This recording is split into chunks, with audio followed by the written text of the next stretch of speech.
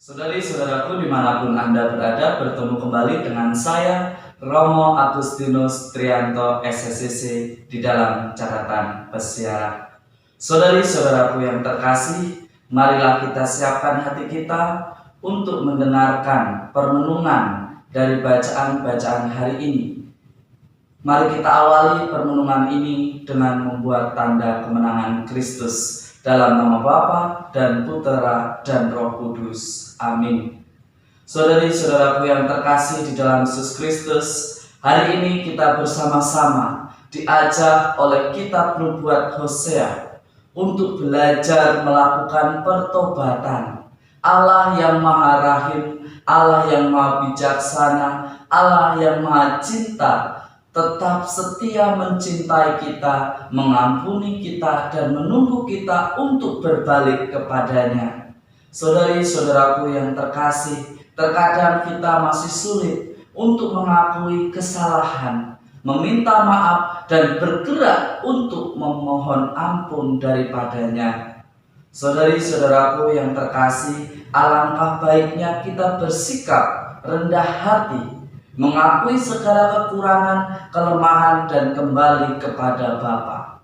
Yang tadinya tidak mau mendengarkan, keras kepala, sudah diutus orang-orang pilihan Tuhan untuk mengingatkan kita, untuk tetap menjaga kesehatan kita, untuk tetap berdoa kepada Bapa di rumah. Tetapi terkadang karena egoisme kita, tetapi kadang karena kesombongan kita tidak mendengarkan orang-orang yang dikirimkan oleh Tuhan untuk mengingatkan kita, untuk menjaga kehidupan kita, agar kita bisa berbagi sukacita.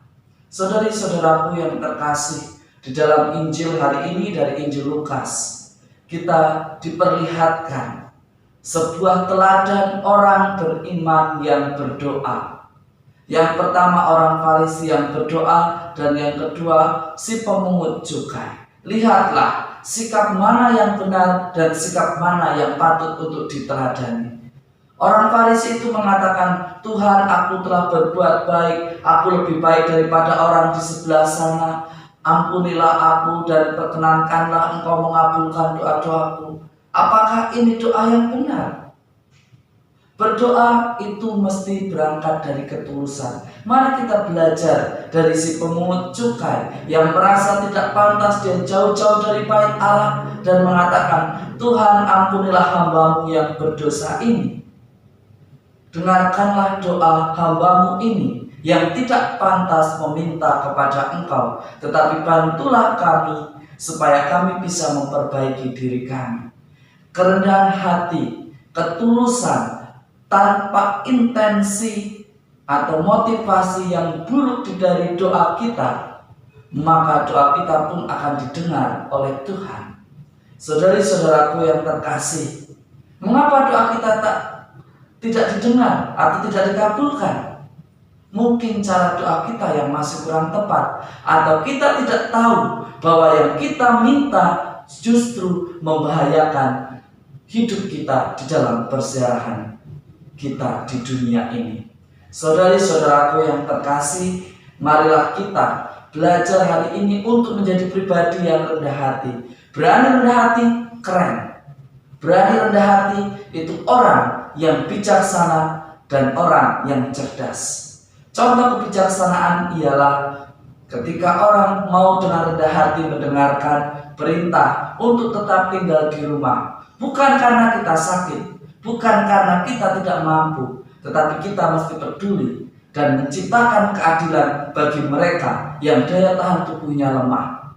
Salah satu bentuk wujud kerendahan hati kita ialah kita mengikuti anjuran yang ada dan tetap berdoa untuk semua orang, dan bukan untuk kesombongan, dan bukan untuk menjelekkan orang lain, dan bukan untuk mengutuk.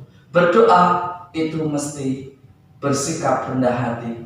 Tidak ada doa yang isinya hanyalah kesombongan, karena Tuhan mendengar mereka yang kecil, mereka yang dengan tulus berdoa, dan mereka yang dengan bijaksana meminta kepadanya. Semoga hari ini kita mampu bertindak rendah hati dan bijaksana di dalam perbuatan, pekerjaan, dan aktivitas kita hari ini. Tuhan memberkati kita semua dalam nama Bapa dan Putera dan Roh Kudus. Amin. Dan semoga berkat Allah yang Maha Kuasa melimpah atas kita semua dan dapat berbagi sukacita kepada sesama kita meskipun ada jarak yang harus kita jaga. Tuhan memberkati kita. Amin.